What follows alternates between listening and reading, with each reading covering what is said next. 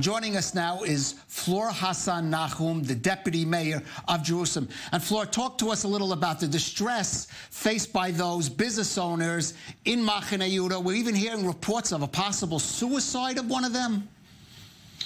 I'm very, very sad to report, I just heard this afternoon, that apparently we've had a suicide amongst one of the stall owners in Mahane Yehuda, which is really tragic. You have to understand, these are people who've been there for 50, 60 years since the beginning of the state. And there are people who, come rain or shine, war, snowstorms, have always been there. And now we find ourselves in a situation where all the stalls were closed over a few weeks ago. And these people have no other way of making a living. Their income is completely frozen. And we are begging the government to let the Mahane Yehuda market open. The mayor, Moshe Leon, has sent numerous letters to the health ministry, to the defense ministry, saying, look, we in Jerusalem municipality will take care of the sanitation, we'll take care of the hygiene, we'll make sure that we don't have above a certain amount of visitors. Well, let me ask you about that. I'm a Jerusalemite myself, and I shop there, but is usually in heavy crowds.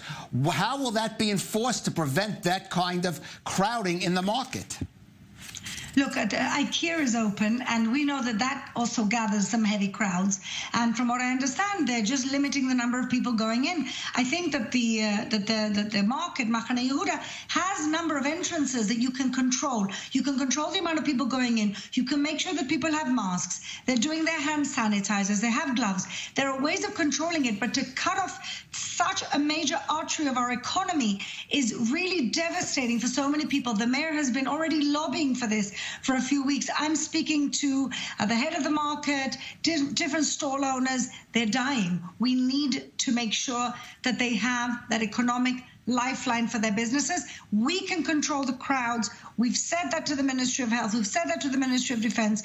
We can be the people. We can be the body that limits the number of people so that those crowds you're talking about don't exist. People anyway are scared to go. Right. Supermarkets are also a little bit more demure. We can do exactly the same thing in the market, but they need to open as soon as possible. Fleur, let me ask you, because those stall owners there have lost some of their biggest business days, the Passover holiday, Independence Day, a major time. What about the issue of compensation? Some of them surely now must be struggling after this past 6 weeks.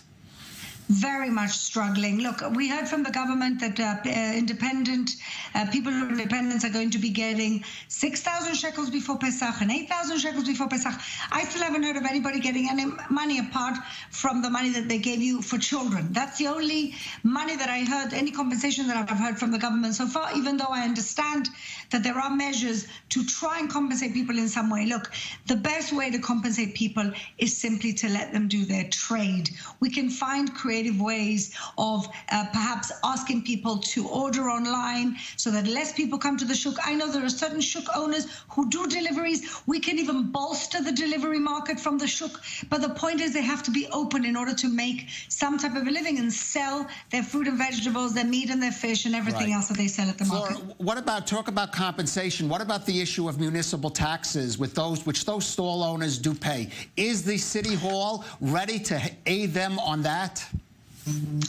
Well, look, I don't know, a lot of people don't know this, but municipal taxes are actually controlled by the Ministry of Interior, and the city actually collects the taxes. But the policy is set by the Ministry of the Interior. Again, the mayor, along with mayors all around the country, have been lobbying the Ministry of Interior, and they have come back and said that people who are self-employed, people who are small business owners, if you own a certain amount of space that you're renting, you will have 3 months break from city taxes. And that this is going into place. The latest directives came out last week. This is something I've been fighting for a lot of more businesses to be included in this directive. And thankfully, we've won the battle. And so, yes, they will have a 3-month break from city taxes, which is extremely significant. And we only have about 40 seconds left, Fleur. Tourism, that is a key business for Jerusalem. How are you trying to at least keep that industry even surviving at this point?